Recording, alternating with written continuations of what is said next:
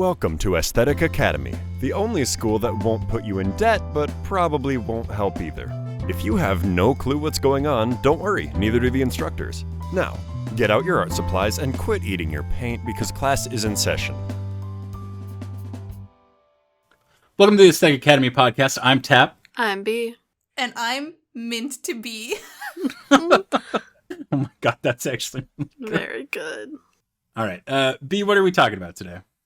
Today on the docket, we got how to avoid burnout in general and some healthy practices. Health? Ew. So you don't want to not eat for 20 hours straight while drawing? Do as we say, not as we do. Man, guys, I got a headache real bad for some reason. Tap, have you eaten yet or drank any water? Coffee is a liquid. Coffee is a liquid, yeah. All right, so first up, because, God, I'm already feeling judged so hard by myself and anyone listening in general. Let's wait for the healthy practices. What about avoiding burnout? What do you guys do?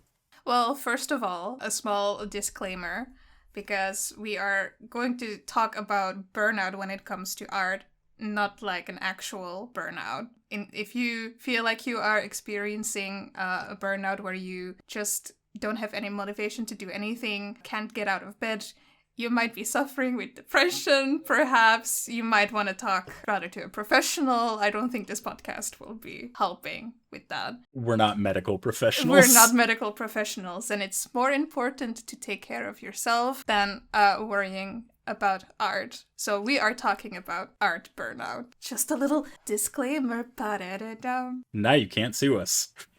Unless. So, how do you guys avoid art burnout? I don't. Yeah. You don't? We simply run ourselves into the ground. Oh my god, am I gonna have to help? This is going to be both educational for us and the viewers. I think so too, yeah. I think it's good that we are sufferers of art block and art burnout, so we can talk from experience. Once again, we're well seasoned. We are a little bit spiced. So, the way that I avoid burnout, for those of you listening and those of you co-hosting, a little bit goes back into that invisible sketchbook where I was talking about, I know we're going to get sick of hearing about it, but keeping a sketchbook for yourself is a really good way to avoid any kind of burnout. Having something that you don't feel like you're beholden to the entire art community or, general public will definitely make it a lot easier for you to just enjoy the process of actually making the marks, which is therapeutic, right? When we color, when we draw, when we do all sorts of stuff like that, it can be very therapeutic once you get into the zone. But it's also important to take breaks, right? And this is something that I didn't do very early on. And spoiler alert, I actually also experienced art burnout. My God. I know. Last episode, we talked about how I went like 12 hours a day, which is nuts. Don't do that, please, for your sanity. But at the end of it, I was so enthralled and wrapped up in art practices and anatomy lessons and perspective and all sorts of different art terminology that art wasn't actually fun anymore. It was actual work. So I would get up at the beginning of the day and go like, let's get this bread, and that's not where you want to be with art. Even if it is your job, like you don't want to wake up miserable. You don't want to be like, God, fuck, I guess I got to go to work. So make sure you're actually giving yourself proper schedules, right? Give yourself a chance to breathe, because it's not just a mental thing. It's also a physical thing. Like you are physiologically affected by the movements of your arms and everything like that. And a lot of times I suffered from it myself, is I would tense up when I was making marks because I was so worried about capturing this perfect mark. So that's another reason why it helps to avoid burnout when you have a sketchbook just for you. You usually don't tense up when you're doing that stuff because you don't need to worry about anybody else seeing this. It's not going to be something that you feel like people can judge you over, only yourself. And then you won't be tensing up, which your body won't then associate with stress and anxiety. And it'll make mark making a more enjoyable experience. I think it's also a good thing to try and sort of analyze where the burnout is coming from. And I know that that's going to be a really difficult task because there could be like multiple factors, but like from my example was that I was working in 2 companies as a graphic designer, but it was like to the point that I didn't enjoy making those graphics, and putting so much energy in being creative didn't allow me to have energy left to do anything creative in my own time. So then it also just became a chore. And it also kind of made me realize that maybe I don't want to do graphics as a job for the rest of my life, because it's just going to take away all my creative juices, all my energy to do art for myself. And art has been like a coping mechanism for me for like many years. And that all of a sudden being taken away from me, that it's not a coping mechanism anymore. Now it's the perpetrator basically that causes like all my other mental issues. Not gonna get into it. That's like really like kind of distressing, and all of a sudden not having my job anymore because my contract ended. Nothing too drastic. I have now had more time and energy to do things for myself. Like I have started streaming again, and I made the assets for streaming, and I actually enjoyed doing that and being more creative, which I wouldn't have enjoyed it if I would have done it for my job. So if you can, try to analyze, try to figure out what is it that is blocking you, and then maybe assess how to approach further. That's my experience. Also, one thing that then talking about what can help is just having, like, you know, if you're a person who is at the computer a lot, just having like a piece of paper on your desk. Like, it doesn't have to be a sketchbook. It can literally just be like a piece of paper from a notepad. It can have lines on it. It can have text on it. It can be like a paper, like a bill that you were supposed to, like, that you have paid and you don't need that paper anymore, but you don't want to throw it away. And just have like a pen next to you, or a pencil, or whatever, a marker, doesn't matter. And then whenever you're like watching a YouTube video or something, or like you're talking to people on Discord, for example, you can just doodle. And even if it's like nothing, like you can just make like little circles or little spirals. Like, it doesn't have to be anything. Just make that hand move. Just let that pen move on the paper will already like help with a little bit of the flowing of the creative juices. Even if you're going to throw that paper away like the next day, just have it there and doodle with it when you're just not doing anything important. Like, have your mind just wander around on the paper. And well, I know there's a famous quote too that's really important too. The momentum is that having something that you can just do some doodles on will often lead to doing even more art. And it's a saying that a lot of people have said. I think Mark Twain said it. I know Brandon Sanderson said it. It's that the most important step isn't the first step. It's the next step. It's to keep going and keep pushing with that, right? And that it sounds counterproductive, right? Because we were talking about like, hey, make sure you give yourself breaks and make sure you do that sort of stuff. But it's important to be able to take that next step. It's important to, on your journey and on your mountain climb, to actually take a break so that you're giving your legs some rest, an actual chance to recover before you take that next step. And so do those little doodles and those little enjoyable things, and then move on to more art. And if you feel yourself, like Mint said, start analyzing where this is coming from. If you feel yourself starting to get bogged down by the art that you're doing for maybe like stream assets, or the art that you're doing for your job or for your comic, and you're finding that you're not experiencing that while you're doing the doodles, maybe take an entire day to just do those doodles. Maybe that's your rest day. Maybe that's your checkpoint on the mountain path to actually sit down and enjoy the view. also trying a different hobby. Not to sound like, get a hobby, nerd, but like, you know, art isn't just doing drawings or doing paintings, but like, what if you try sculpting instead? Maybe getting just some Play-Doh and playing with it can already like stimulate so much for your brain to be just creative, but then also at the same time healing your inner child. And, you know, like, there is something so important in like drawing and doing art like a child, because a kid doesn't care how it looks like. A kid makes a drawing and is happy with the drawing. And I think that's like so so important to just also like kind of go back to that. And then, yeah, trying like a different medium might give you like this fresh start of like, I'm a child, I am experiencing like a new thing, and I'm going to like experiment with it, and I'm going to get like nasty with it, and I'm just going to like create something new. And it's not going to be perfect, and it doesn't have to be perfect. And that's a really big thing, and we've mentioned that before in streams, and I think earlier in episodes of our podcast of allowing yourself to be bad and allowing yourself to get nasty with it. I know I quote Pablo Picasso a lot because he's got a lot of really good sayings, but Picasso once said, "It took me 4 years to learn how to paint like Rembrandt. It took me a lifetime to learn how to paint like a child."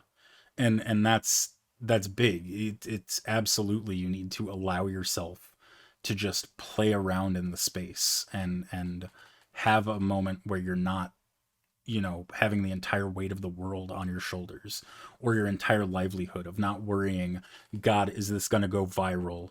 Is this going to be my golden parachute? Is this going to be my next big break? Is this going to be the thing that sets me up for success for the rest of my life? Because that's agonizing and stressful. And sometimes you just need art to be there, to be just something to do. So I like that. I like that be like a kid and get nasty with it. Do you have any tips or like experiences, B? Yes and no. I think for me personally, it's just taking time to draw like what I want to draw, rather than commission art or trying to like follow trends and stuff. Being like, oh man, that new Clifford episode was dope. Gonna draw some Clifford fan art. I don't know why my mind always goes to Clifford. I think it's because I look up at my pin board for any kind of topic, and Clifford just kind of be right there. Clifford is always there when you need him the most. Would I ever steer you wrong? Do you need to go do some Clifford paintings? Is that what you're telling yourself? Yeah, that's what I'll do tomorrow. Is that what your inner child is? Yeah. We're not Let yourself doing heal, B. we're not doing arty emotes anymore. We're gonna do painting of Clifford OCs. Okay, but what if? I mean, so there is technically 3 dogs. We got a Clifford, we got Cleo, and the yellow one. The other one. It's been like decades since the last time I saw Clifford. Yeah, it's been Clifford. It's been a hot minute. The TV show, right? Yeah. Actually, I prefer the anime. Well, I don't know if there's like a reboot or something. His name's T-Bone. Oh, shit, okay, dibs the on purple. T-Bone. I'm definitely the T-Bone gal. Oh, is it a gal? Just the name T-Bone strikes me as like this. I think it's a French bulldog. a boy dog. It is a French bulldog. It's true. Oh hell yeah! Let's go. We have Clifford, we have Cleo, and we have T-Bone. Yeah, I'm a T-Bone gal. Like, I stan him. I'll take Cleo, because clearly we got to give B Clifford. I was gonna say the opposite. I don't think you can be a Cleo. Really? Why is that? She's kind of a bitch. Oh my god! Is it because she's a female dog? It's true. You got me. The joke. No, I think that was like her entire character thing. That like, sucks. Would I ever steer you wrong? And then the narrator, she steered you wrong. She did. She did. Oh my god! And I see like a screenshot of T-Bone having like this purple hedgehog plushie, and I get like a sudden flashback of him like losing that purple hedgehog or something. I wonder what the lore of that episode was. And it was Cleo. Oh, she probably. took it. I don't know.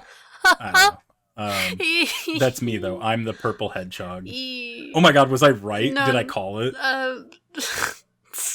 So you know how we discussed like recolored Sonic OCs? Yeah. 1, 2, 3, 4 pages down from Googling Clifford the Big Red Dog names is a like teal, like blue Clifford. Name, Michael, Clifford the Big Red Dog, free transparent PNG clip art. Oh no. Oh no. What do you think of Michael, Clifford the Big Red Dog? I think his name is just supposed to be Michael, and that's the tags afterwards. But... I like Michael, the big teal dog. Eurovision is, what, next week? What day? Yeah. Saturday the 13th.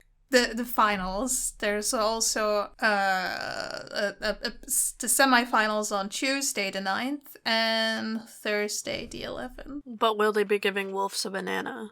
I know that this is kind of tangential, but like actually watching Eurovision does help a ton with creativity. I am convinced 100% because I have seen so much art spawn from Eurovision, because like music is an art in and of itself, but I'm talking like drawings and paintings and stuff, because that Give the Wolf a Banana thing sparked so much fan art. So yeah, like Mint was saying, like experience different things, like make some music, do some clay sculptures, like play with Play-Doh, whatever. That does unlock a ton of different creative things in your head. When I was also like I don't know if I'm out of my art burnout, so I don't want to say when I have experienced my burnout as if it has been as if it's gone. I did like pick up knitting, and while I don't want to say that knitting isn't creative, but it's like, you're following more like a pattern. It's not. I'm not making art with my wool. You can do wool art, but I didn't. But I did do something with my hands, and that felt like really good to then do that. And it didn't make me feel bad that I'm not doing art. So I guess maybe it has also something to do with like wanting to feel productive in a way that isn't necessarily like a productivity of like, oh, I need to like clean my house or something. That it's just like, yeah, I want to do like a hobby, which is it's very important to have hobbies. Like you need that like time to blow some steam. You get something to show for at the end. Yeah. Yeah, exactly. And I think it's important to have time to experience, creation for the sake of creation. That's a really big thing. Like you were saying, B, when you were saying like the Clifford thing. Do paint stuff that you want to paint. It's important to make things that you want to make versus things that you have to make. But then I'm sorry for interrupting, but then the question is, how do you then get over that art block when you do have to do something? Because I think like even like now when I was talking about, well, now that I don't have my job, all of a sudden my creative juices started coming back to me. But then, what do you do once you get back to that block when you are basically forced to do those things? Okay, so you're saying like, what if you can't just leave your job and yeah, or what if you like you have to, you're going to art school and you have to make that piece, and the fact that you have to do an art piece just stops you from doing it, or stops you from being creative. Like what do you do? I think that's also like then a question what the rest of the listeners and viewers would be having. B, do you have anything? Or I am the candidate of bad practices in school. I did everything like last minute because I was depresso, and I was just like, I'm just gonna speed everything because I want time for myself, and by time for myself I meant laying in bed. I was gonna say watching TikTok, but we didn't have back in my day we didn't have them Tic Tacs. So for those of you who don't want to last minute it and speed through, there's some. I think it's just taking your time, scheduling things to do. Sorry, Tap, go ahead. No, go for it. Scheduling things to do. Just scheduling like a little bit of time every day. It's like when you don't want to write an essay and you gotta just schedule a little bit of time each day, because then you're not stuck taking it all in one day. And sometimes when you have time to think on stuff, you might get a brain blast. That's actually exactly it. Yeah. So there's a philosophy called 20-30-50, which is 50% of the things that you should be doing in a creative endeavor should be things that you want to do and that you enjoy doing. 20% of it should be things that you like make you miserable and that are outside your comfort zone and are things that you don't want to do. And 30% of that should be somewhere in between, where you are doing something that you want to do, but using techniques or maybe a style that is from that 20% of making you miserable, right? And what I mean by that is, let's say you like drawing Legend of Zelda and you like drawing it in like a really cutesy anime style, then by all means, for 50% of your creative time, draw Legend of Zelda if it makes you happy in your anime style. And let's say your assignment is to paint a still life of like fruit or something like that in oil painting, and you hate doing that. 20% of your day or your creative day should be doing that. If that's your assignment, do that. If that's your job, do that. 30% of that, blend the two of them. So for 30% of your creative day, and these are exact numbers, but it doesn't have to be exact, right? I'm not saying like for every 1 hour, make sure that 20 minutes, you know what I mean? No, you said it. What I am. I heard it. What I am saying is like, so if you have to do oil painting of like a still life, maybe for 30% of that, make an oil painting of a Legend of Zelda scene that's not in your style, that's in this oil painting and not like this anime cutesy stuff. And that will help kind of bridge the gap, and it'll teach you how to deal with stuff and give you confidence in the realm of stuff that makes you miserable. Because a lot of what makes you miserable with that kind of painting stuff is just stuff that you don't know or stuff that you're not comfortable with, especially with learning, like in art school. And this doesn't really translate super well to like if this is your job, but specifically for art school, it will help because you're learning how to do those oil paintings with a subject that you specifically enjoy. And you're making sure to give yourself time to do the things you enjoy so that your entire creative process, your entire creative day isn't just doing things that make you miserable. You're still finding time to enjoy the things that you like doing. In regards to doing it for your job, I'm sorry, the 50, 30, 20 doesn't work super well, but like Mint said, have some paper next to you that you can just doodle on. It's the same kind of idea, is make sure you're giving yourself time to actually do things that you enjoy and draw things that you enjoy, even if you should be like doing your job. Yes, you might have deadlines and you might have crunches and stuff like that, and you can't really get around it. And sometimes there's just bad companies that are like, you need to make 50 logos in 20 minutes and whatnot. And that's kind of goes into like the assess where your burnout's coming from. If you're working for a shit company that's making you do that, like it might be time for a change, even if it means going and working at like a grocery store, as long as it's like sustainable and you can support yourself, and then do art as something that's enjoyable, right? For the most part, it'll hopefully be reasonable. You will hopefully have deadlines that are achievable and that you can just, have your home time, have your, like during your breaks, do some silly little doodles, like maybe of like a little hot dog man looking at his own butt and super happy. Do stuff that makes you laugh, things that make you smile, and then go back into the miserable slog of it. I've had people tell me, like psychologically speaking, taking off your shoes when you do art that makes you happy helps, because it helps your brain delineate. And I know that sounds weird, right? But especially if you're working at home, if you're working from home and you're finding yourself having to do work stuff, our brains love to delineate stuff by what we're wearing, which is really weird.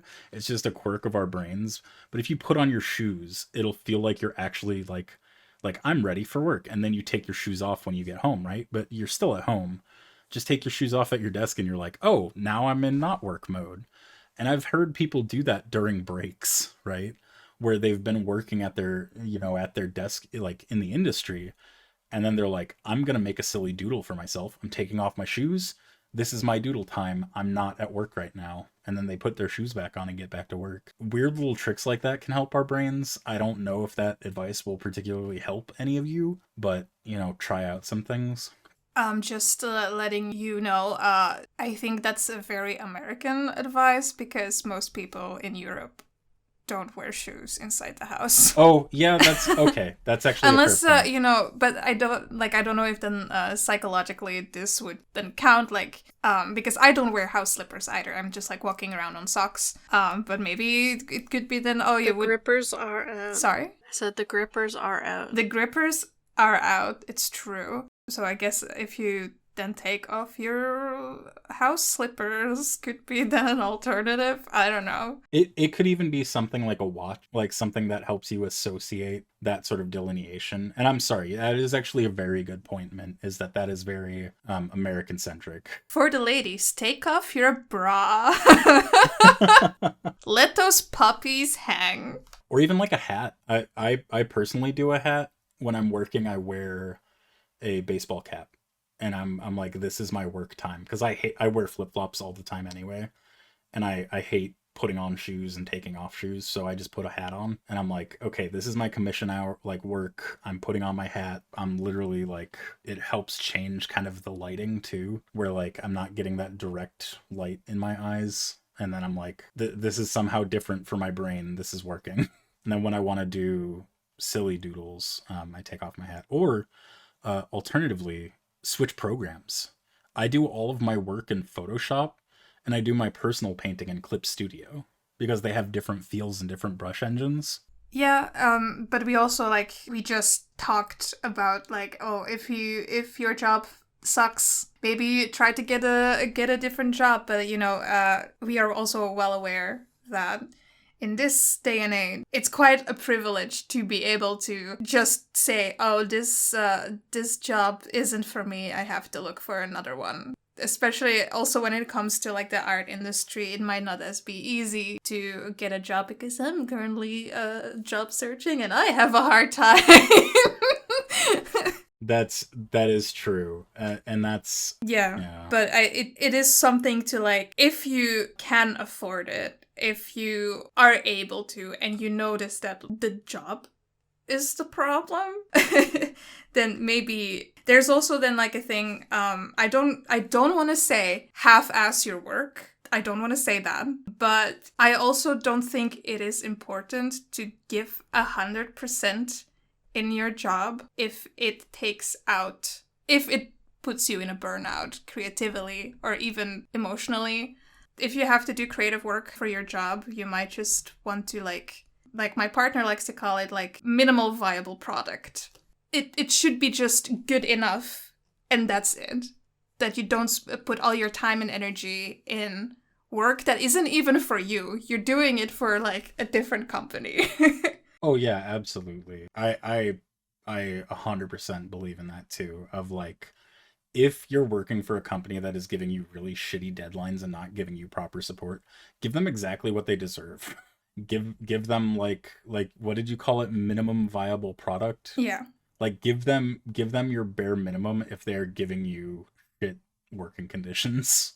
If that's what it takes. Yeah. I also think that if you are in a company that you feel is really good and you love doing the job, I don't think that then an art that the art block would then necessarily come from the job. So then you can give your 100% if you really want to. I'm not saying that if you have a job, that means you should only give 20% because F capitalism, we are all cogs in a wheel. Well, working as a contract, right? It's yeah. It's they're saying they're willing to pay you this for whatever you're willing to give, kind of thing. And if they're not holding up their end of the deal, why should you? So I don't think that's anti-capitalistic. Not that I'm not. I'm saying I agree with you. It is 100% just a means of survival kind of thing. And I don't think that if you're working at a really good place, if you're I love my job, you're usually not going to run into that kind of burnout. And with that being said, your art burnout might also not come from your job. It was just an example from personal experience, that something that I have noticed from myself, and maybe someone else out there has experienced exactly the same thing or is currently going through the exact same thing. But there are hundreds of other reasons why someone can experience art block or creative burnout. One of the examples is maybe perfectionism, when you feel every piece that you're creating has to be perfect, and that kind of then brings back to try a different medium, become a child again, and experiment with other things. Just again a little disclaimer. Also, my work came through clutch on this episode because we were going to talk a little bit about social media breaks. And they said, you know what? It's Mental Health Week. So I got an email talking about digital detox for mental health that I thought it was kind of interesting. I find it kind of funny with some of, like, jobs today too, especially, like, retail. Some of the corporations expected you to be, like, married to the job. They're like, but we're a family, which is usually a red flag. And, like, they expect you to be like, oh, we're a little short-staffed, come in right now on your day off because you care. While I, the manager, go hide in my office and don't help. But they sent me an email basically talking about, like, digital detoxing. So basically, digital detoxing is not removing all digitalness. That's not the right word, but it is now. Like, severing your online connection, since, according to this article, what the researcher says, technology can be stressful. While people often feel that they can't imagine life without their tech devices, research and surveys have found that technology use can also contribute to stress, which I kind of agree. Especially if you're stuck in the good old TikTok or social media dead scroll. I have never been more productive or happy than after deleting my Twitter and my TikTok. I should probably do that as well. But the problem is that I kind of need it for when I have really bad brain days and my mind is like rushing to just be able to scroll through TikTok, because then I don't have to think or hear my thoughts. Yeah. Oh, I'm not saying I don't do that. I have Pinterest. I just, gosh, that detoxing, that severing of getting away from, like, what is Bo Burnham saying, like, a little bit of everything all the time. It is exhausting, especially when people have, like, really shit takes and you're just like, this makes me angry, but I don't want to, like, start an argument over someone on the internet, which probably will just be the same as, like, talking to a brick wall, because no one will change their opinion. But this makes me fucking angry. In that, I'm sorry, I do need to interject with a little anecdote. My wife found this article about a person who got into a Reddit argument with someone over the taste of pasta and how you should properly cook it. And they were arguing back and forth for hours, and it made them so angry for like a whole week. And so they finally decided to look at this guy's other posts. And most of his other posts were about, like, the joys of drinking your own piss. And so this guy was like, I realized how dumb it is to get mad at people on the internet when I was arguing the fine points of pasta and taste with someone who literally drinks their own piss. Listen, I'm kidding. Look, if that's your thing, whatever, man. I'm not here to yuck your yum, but, like, sometimes we argue with people that maybe we shouldn't argue with. I sometimes have argued with, like, teenagers on the internet, and I'm just like, I'm almost 30 years old. Like, this is not healthy. What am I doing? Like, I'm not 16 anymore. I can't just, like, say yo mama and be, like, done with the argument. Like, I'm an adult now. It's over. It's time to move on. Next point, digital devices can disrupt sleep. Felt once again deadpan scrolling at like 5 a.m. Evidence suggests that heavy device use, particularly prior to bedtime, can interfere with sleep quality and quantity.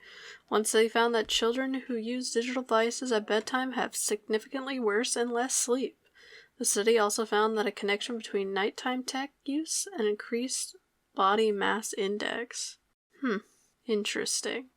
That actually can be helped by setting a night mode with a lot of stuff where it turns it to, like, grayscale. Because it actually does, it physiologically messes with our circadian rhythm. Because our bodies are conditioned to, like, have a specific kind of, like, color of light or spectrum of light for when we're getting up versus a specific spectrum of light when we're falling asleep. Like, it affects our melatonin production. And so that blue light is associated with, hey, it's time to wake up, stop producing so much melatonin. Whereas the orange, like, dull light is meant to increase production and make you sleepier. And I think it's like adenosines or something like that like hook themselves to different receptors in your brain. But like using that blue light basically flips the switch of like, oh, go to bedtime? No. It's time for wake up time. Friendly reminder, if you are using a filter for your computer that blocks the blue light or dims the blue light, turn it off when you're doing artwork. Oh god, yeah. Just saying, I see you out there working on that one masterpiece. Mhm. And you have your night filter on. Mhm. Turn it off. The results found that using social media when you're in bed at night increases the likelihood of anxiety, insomnia, and shorter sleep duration. So what I'm hearing is we are just being called out right now. Yeah, I feel like I have to get a shorter cord for my phone, because I feel like being able to touch my phone while it's charging is not great for my sleep, especially when I'm watching house TikToks at 5 in the morning until like 7 in the morning. It's one of those things where you just gotta like look at what you're doing and be like, what am I doing right now? I should not be doing this. You know, today I got this little paper in the mail. You know how when you sign up for newsletters and they send it directly to your house? It's like that, but I think they call it a newspaper. No, Ronaldo, no. Ronaldo might have been here. He might have slipped this under my door, under my mailbox. Does it also have like coupons for like Burger King or something? Because I love those. There's some expired Wendy's coupons. Wait, are the coupons expired or is the Wendy's expired? That's a secret I'll never tell. It's a 50-50. It's in the fine print. It could be either or. So welcome everybody to the exclusive Paint Scoop. Rah, applause. Gaga. Ooh la la. Tep gets another headline wrong. We'll see. Read all about it. Welcome to the exclusive Paint Scoop. This is my funny little segment where I take 2 news articles, one that I think is funny, one that I think is serious. I change the titles and the headings, and I make them decide which is what. Tap is down by 2. Mint is up by 2. Let's get into this one, boys. Skill issue. The first one. Beast Jesus Rerun. Excuse me? Beast Jesus Rerun? Yep, that's Okay. what I said. Okay. Do you need a moment for that to sink in? No, I heard like bees knees rerun, and then I was like, I have to make sure they're not making a second bee movie. I can't have that happen again. I think I took psychic damage from that headline. Okay. And the second one is original OC, do not steal. Please God, I'm begging you, do not steal it. Alright, Mint, what do you think first? I feel like you're trying to like misguide us with like, oh, original OC, by God, please don't steal. I feel like that's gonna be the serious one. It's probably going to be about like the Winnie the Pooh movie or something. And then the Jesus one is haha funny. I'm actually gonna say that the Jesus one is the serious one. Did he get it this time? Final answers. Yes. Yeah. Tab. You've done it, buddy. You've done it. Oh my god. Let's fucking go. You can have this win under your That's belt. huge. Let's fucking go. I'd like to thank the Academy. The Aesthetic Academy.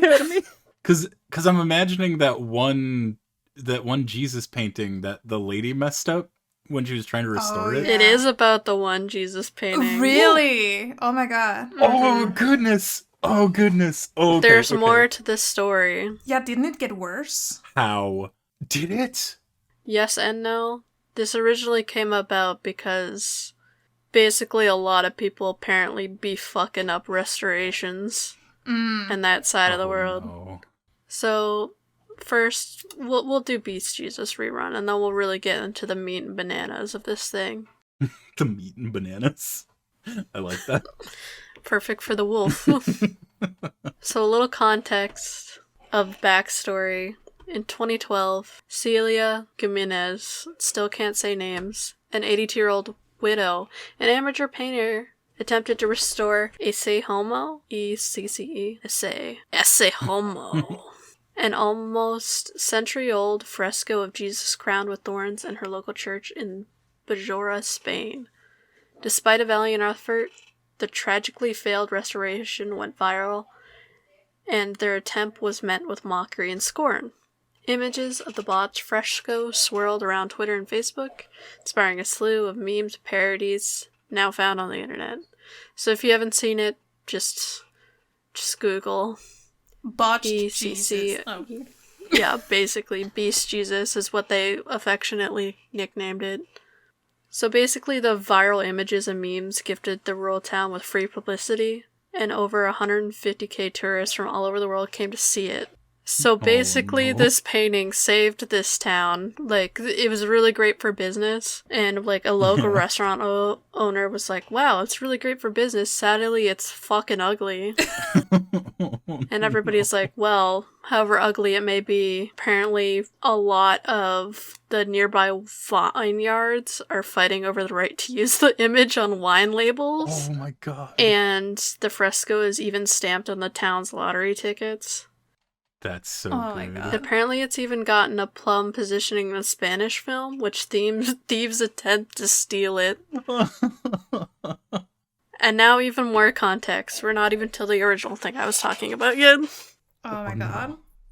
She sees all the publicity this is bringing in, and she says, I want my coin. Of No. course. And this is still around 2012. Like, take the L and move on. But she now wants a piece of the action from the 2,000 or so euros her church collected from tourists coming to see the ruined artwork. Bestie. Honey. I don't think you can claim I mean, I don't know, sweetie. Honestly, if I was that church or whatever, I'd be like, hey, so actually, we will cut you a deal. We'll give you what we owe you. However, we're going to deduct the cost of ruining this painting from it, and you actually owe us money. So she ended up getting something better. Oh. So the original family of the original painter launched a court case against her because they wanted the painting properly restored. But after much legal wrangling, the piece obviously stayed as it was, and the restorer got a little bonus. The court ruled she now owned 49% of the copyright to the town's biggest tourism attraction. No. Are you serious? No, dude. But, like, what? So if I would take the Mona Lisa and I start to, like, paint over it, like, completely butcher it, I can then be like, hey, Louvre Museum, I fucked up this painting, but I want the copyright to it now because, you know. Sorry, this is the DeviantArt thing where somebody recolors your OC and, like, it gets more views, and then everybody starts, like, bashing the original artist for copying you. See, I think the reason it works so well is because nobody really knew about the painting beforehand. Like, it wasn't like a beloved viral thing like the Mona Lisa. My god, me, as if that would happen to me, even if I would be dead, I would be so pissed. Oh, yeah. I would be so pissed. Don't touch my work and then claim it as your own. Fucking hell, copyright? Oh my god, is this the origin story of the artist from DBD? It's true. It's true. But now the original article that the heading was for. So in November, 750-year-old Romanesque church in the Spanish village of Castronono, don't know how to pronounce that, I'm so sorry, everyone that lives there, suffered the fate of too many other prized works of cultural heritage in Spain. Botched restoration. Vigil anti-restorer appeared to have poured very modern cement into an ancient archway to keep the eastern flank from falling in. No. The homespun job has led to some wonder whether the country simply had too much history and need of upkeep to manage all of it professionally. And the reason I bring up Beast Jesus is because they refer to, like, this as the viral, like, restoration of a figure known as Beast Jesus, and how the country just keeps repeating itself over and over and over. Welcome to Beast Archway. So, if you have a piece that needs restoration, don't go to Spain. Basically.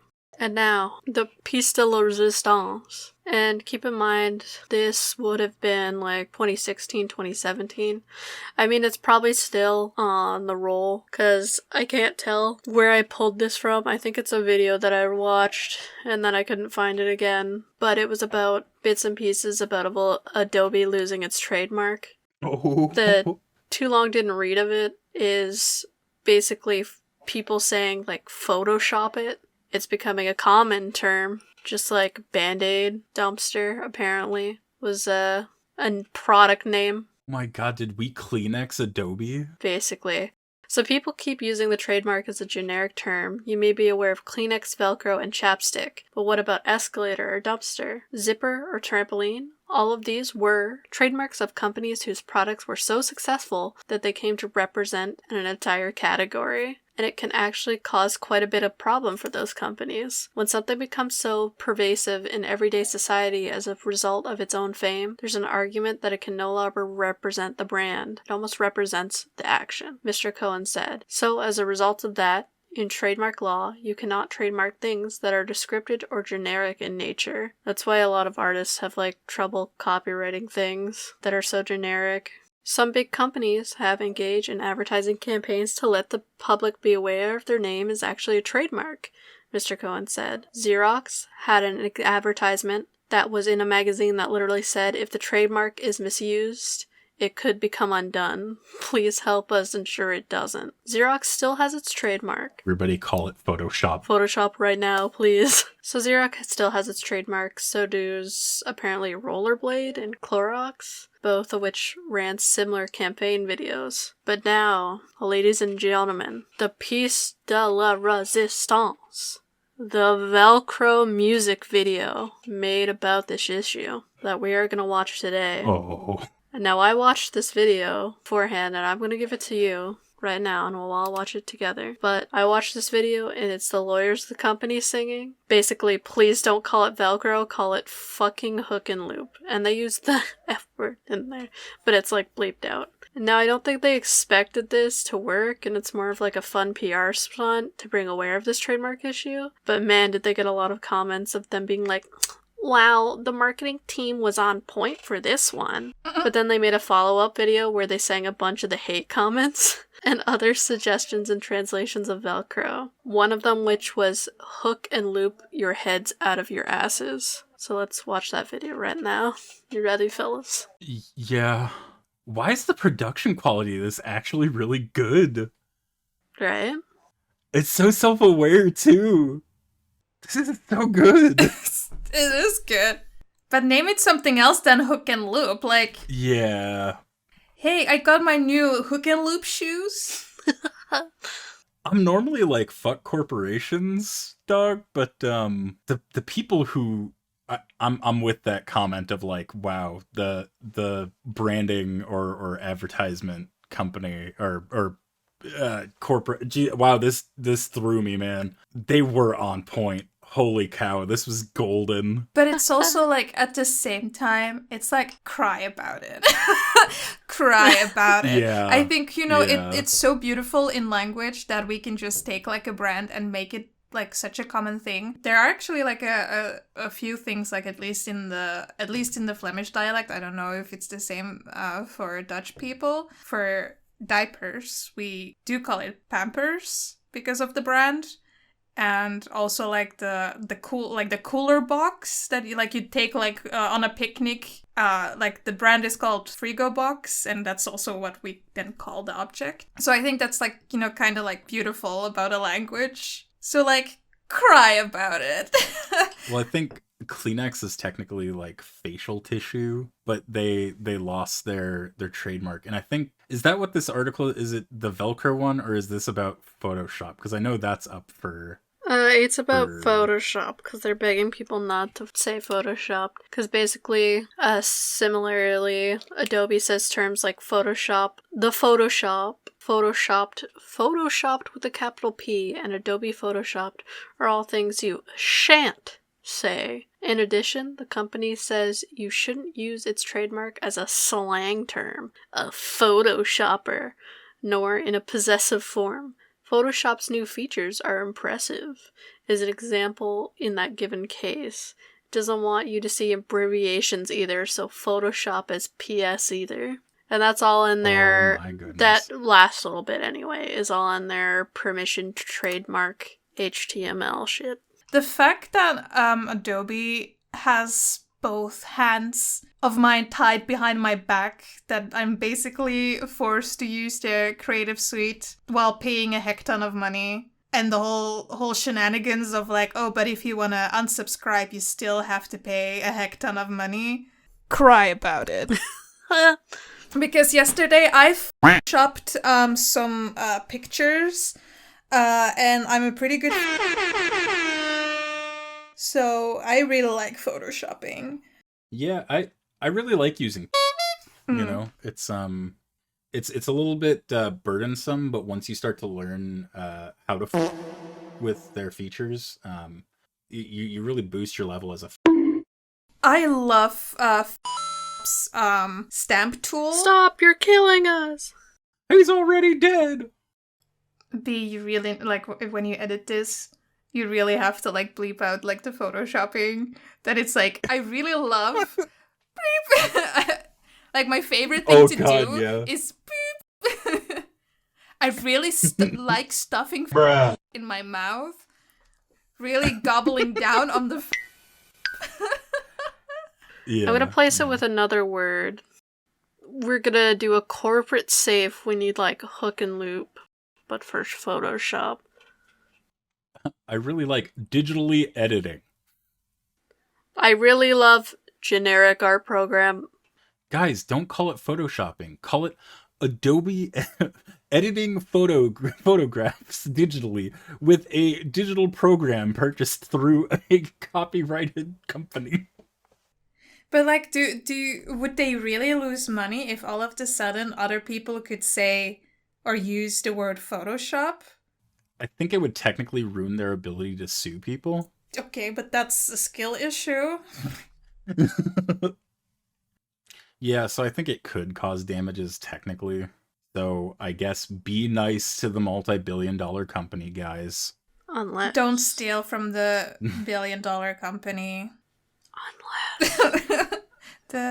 Guys, it's not fair that we're eliminating their chokehold on the industry. Okay? Be nice. Yeah, they you know, I don't know. I had a thought, and they immediately sent an assassin. They sent the Pinkertons to Mint's house. They killed me. They sent me a cease and desist, like right now. Oh my god. Send me like an owl.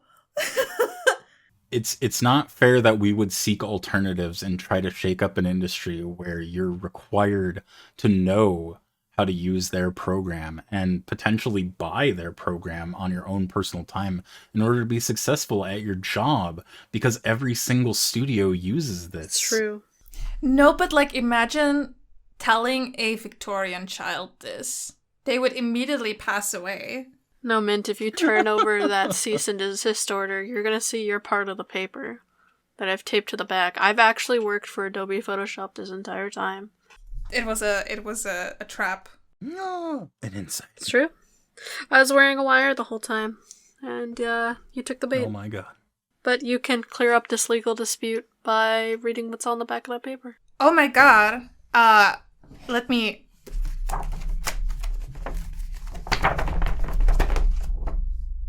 have a good look. My gosh, golly gee. Today is Hilla von Rebay's birthday. Wahoo! Yay! Clap, clap, clap. Happy birthday to Hilla. Happy birthday. Happy birthday. She was born on the 31st of May in 1890. And she is was a abstract artist from the early 20th century and co-founder and first director of the Solomon R. Guggenheim Museum, which I assume is in New York City. Don't quote me, never been there. I have never heard of this museum. I have never been there. I've never heard of it, but I'm also very, like, massively uneducated. And apparently she was very influential with selecting Frank Lloyd Wright to design the current Guggenheim Museum, which apparently is known as a modernist icon in New York City, God, according to this that's little huge. bit here. Yeah, that's like the museum. That's like our version of the like. My Louvre. God. I guess when I come to America and I stop by New York, I have to visit that. Again, I am extremely uneducated. Me being educated about art and museums and things around the world, absolutely not. I'm a person who lives under a rock, okay? Don't come at me. It's a really pretty building. I posted it in our group chat thing. Like, look at that. Look at how gorgeous that looks. It looks like a UFO. It's got a flared base. It's safe to put up there. It does. When did this like get built? Because it seems so like ahead of its. It does have a flared base B. Like it looks so ahead of its time. Doesn't it though?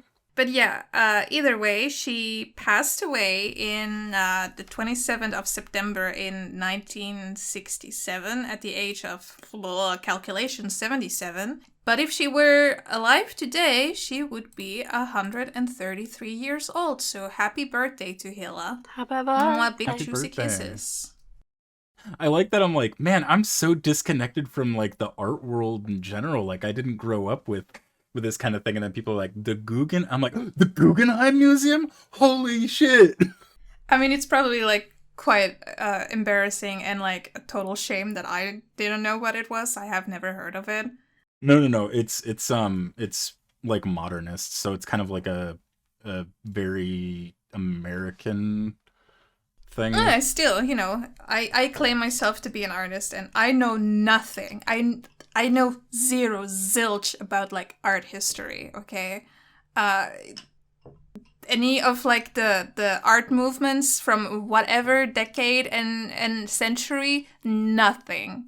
Do you want to know where I first heard about the Guggenheim Museum? Tell me, was it me? Futurama. From what? Futurama. Futurama, Matt Groening's cartoon. Because there was an episode where Bender was a giant fighting another giant, and he's like, I gave him a Guggenheim swirly, and I was like, what the heck's a Guggenheim? And so I looked it up and I started reading about it. My God, cartoons educating us once again. Cultural impact. Yeah, so I'm not doing any better on that front. I literally learned it from a talking robot. I do think it might be interesting to go like through an art history thing for like the podcast or something, because I am really like, I am ashamed of the fact that I don't know anything. You know nothing, Mintfish. And especially since like I went to like a media and arts college, and there was like the art side. I did the media side, but there was the art side, and I wanted to do the art side, but my mom was like, you're not gonna get into the art side because you have no art history, and they're gonna want art history. And I was like, okay, media side it is then. Oh my goodness. Are we gonna have to get permission slips signed? Are we doing a digital Aesthetic Academy field trip? Yeah. Is that what's happening? To art, through art history? Are we gonna go in like, what's her name, Mrs. Frizzle? I never... That's true, you got it in one. I never watched this show. Yeah. But like, get on the bus and we'll go choo-choo to, I don't know, the first cave paintings. What is that? What is that called? Tip's gonna kill me. Chauvet. It's the Chauvet cave in France. It's earlier than 30,000 BC in the Upper Paleolithic. It's carbon dated, but it was like the first earliest known cave paintings. I'm sorry, that was gonna drive me crazy, and Tip was gonna be like, "We talked about this. How do you not remember?" But that's why I do want to do like these like artist birthdays, because they do like teach me like some new artists that aren't just like Vincent van Gogh and Andy Warhol and Picasso. Like we get it. They did art, whatever. We get it, Tap. Stop quoting Picasso. Yeah, it was totally shade towards you. Oh, I was just thinking. I was just thinking for myself, man. Like I keep catching myself quoting Picasso. And I mean, like, you do be having damn, good Picasso, quotes. stop having good quotes. I sound like I only know Picasso. I do have to hit you with another Picasso quote. I'm sorry, I just remembered one. I'm ready. Picasso was once drawing at like a little cafe on a napkin, and he went to throw it away, and this woman went, "And I have that," and he went, "Yes, for $60,000." And she went, "What? That took you 2 minutes to draw?" And he went, "No, ma'am, that took me a lifetime to draw." Because of every like skill he had learned. And so that's really big on like evaluating your worth as an artist and your like the value of pieces, is that like you're not just putting in time of like how long it took you to make that, but also how long it learned or how long it took for you to learn how to make that. Anyway, I'm sorry. It's a really good quote. But also, what a little shitter. Oh yeah, absolutely. Picasso was a dick. He was absolutely a dick. There's a ton of messed up stuff he did, but like, good God. Time for some healthy practices. Once again, we defer to Tab. No, let me be bad. I have never done a healthy practice in my entire life. All right, kids, let's let Coach Tap teach you how to, I don't know, not hurt your body. Tap. I want to hurt myself. So self-care is important. Firstly, let's talk about eyes. If you are doing this thing where you're God, I'm shaking. My hands are literally shaking. Why am I so nervous? Ugh. Have some water, bestie. I actually probably should. Oh my goodness, I shouldn't be leading this. I don't know how to be healthy. That's a good point. Like Mint just said, make sure you're hydrating. Slurp it up, bestie. It is very important to hydrate. You should have a lot of water because firstly, it helps with everything. If you're dehydrated, your eyes are going to start kind of burning because you need fluid in your body to actually like refresh your eyes when you blink. Otherwise, you're just going to be drying them out. And it also helps with like your muscles and stuff when you're moving. Liquid is important. Make sure you are getting enough water. Do what Mint and B do on their streams where they have a redeem where people can redeem to like make sure you're hydrating. That can often help if you are forgetting to do that yourself. Do for your eyes again, do something called the 20-20-20 rule. I know I have lots of weird rules and philosophies that involve weird sets of numbers, but 20-20-20 is that every 20 minutes while you're working on a piece, you should get up and for 20 seconds look at something 20 feet away. I don't know how that works with like meters and stuff. I know I'm very American centric. I'm not very worldly. 6 meters. 6 meters. Okay, so 2026 for my not American friends. Make sure you're looking at something that is 6 meters away or 20 feet away for 20 seconds every 20 minutes. This will help your eyes recalibrate, it helps them refresh, and it helps reduce strain on your eyes. Moving down, we're going to talk about the shoulders. When you are drawing, make sure you're not hunched over like a shrimp.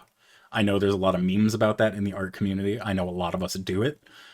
We sit very improperly and we hunch over our tablets. Try to sit up and be able to actually like look down at your piece without craning your neck or hurting yourself. That will help not only with your physiological stuff, with being, physically ergonomic.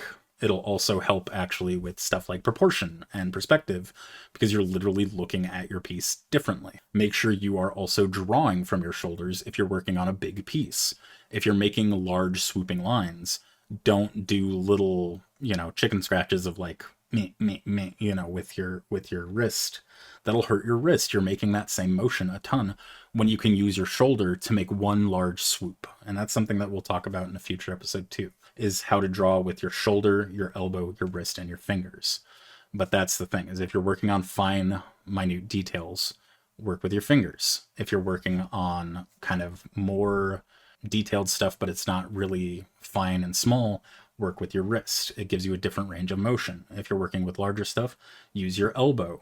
Use that joint. If you're working with large swoops, use your shoulder. There are videos that you can look up for how to do this, because I know it sounds insane if you've never done it before, but it does actually change stuff and make it easier. The other thing is to make sure to do wrist glides. These are wrist stretches that you can do. Look them up. I'm not going to describe them on our thing because it takes some visual stuff. You need to actually learn how to do proper wrist glides, but it is important when you are making the same motion over and over and over again to actually do proper stretches. It's big. Art is a very physical thing, and I will say it again, and I will say it again and again and again. Art is really physical. You are going to be doing a lot of motions in the same direction. You're going to give yourself tennis elbow. You're going to give yourself carpal tunnel. Make sure you're stretching. Anything else, you guys? Is there anything you can think of that will help? Have a good night's rest. Don't work for 24 hours. Don't be like just going at it in one go, working late in the night. Try not to burn yourself out when you can.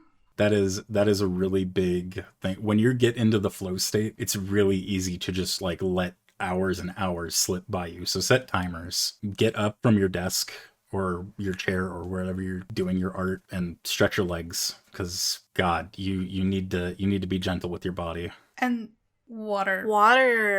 Water bottle at the desk. Fun fact, Yeah. fun mint fact. Well, it's not really that fun. I mean, it's also not unfun. It's also not a fact. I mean, it is a fact, but it's not like...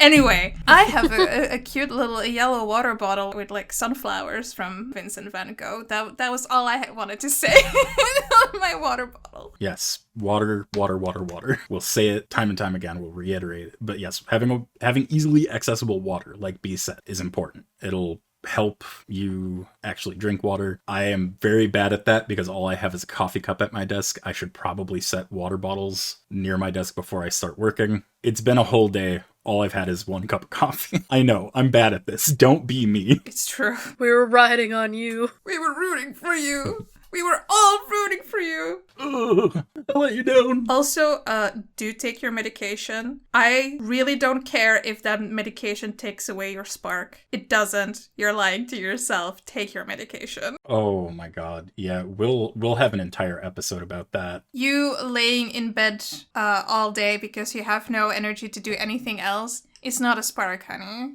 Yeah, you tell him, man. I'm You get 'em. basically telling that to myself. That's important. That is Leave good. no crumbs. Left no crumbs. Also, for those of you who spend a lot of time inside, take some vitamin D supplements. I know that sounds like I'm setting you up for like a D's nuts joke, but vitamin D is actually really important for your mental health and for your physical health. And a lot of times the only way we can make that is by getting actual sunlight, and our body is turning that into vitamin D. So if you don't get a lot of sunlight, and if you're not out a lot, like if you're in a little goblin cave and that's your art center, Or literally live up north. or literally live up north, yeah, take some vitamin D supplements. Take them every day, and you'll find like, wow, I have a lot more energy all of a sudden. And it's like, yeah, that's because people need that. We need sunlight. I haven't seen the sun in like 6 months. Please send help. I haven't seen my family. I miss the sun tales. But yeah, do also take care of your mental health. Don't overwork yourself. If you can't do art, don't stress about it. Just take care of yourself first.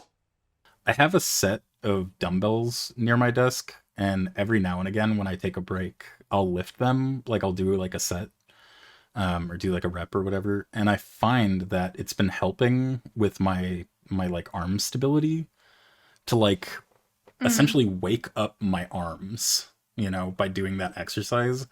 And then when I go to paint or when I go to like draw, like making the lines is so much easier, you know? I'm like, oh, this is smooth, you know? So That maybe could that's a be. thing. I mean, I don't know for It sure. does take like some arm strength to keep your arms stable while drawing lines. I don't know any science behind it though, so I'm hesitant to be like, do this everybody, and then all of a sudden there's going to be a bunch of like medical claims against us. Like, I have carpal tunnel syndrome now. you I like a refund. yeah, you gave me fucked up arm syndrome, Tap. I listened to your podcast and now my arms don't work. My arms fell off. My legs fell off. Yeah. But I think that wraps everything nice, neat into a little bow here. We talked about this week is more of our jazzercise episode. We talked about how to avoid burnout in general. like the sketchbook for yourself, which we really got our hands into last week with the invisible sketchbook. Taking breaks, drawing stuff that you want to draw, a little bit of social media detox, as well as healthy practices that we held Tap at Gunpoint to do. And remember to follow us on social media to get any updates about the Aesthetic Academy. You can also send in stuff for us to talk about at the Aesthetic Academy podcast at gmail.com. Anything from news, birthdays. Follow all our social medias, our Twitches. Next episode will be a lot less of me rambling, hopefully, because you guys are... We're going to talk about art college, right? God. Yeah. It's true. Finding your people, finding art mentors, art college. I have no experience in that, so boom. That's not true. You found your people. Oh, that's true. But still, I don't want to hear that bubble. I will karate chop you. Oh no, not if I karate chop you first. I'm sending it in the mail right now. All right, cool. Well, thanks, guys. We'll see you next week, guys. And remember... Don't don't eat eat your paint. paint.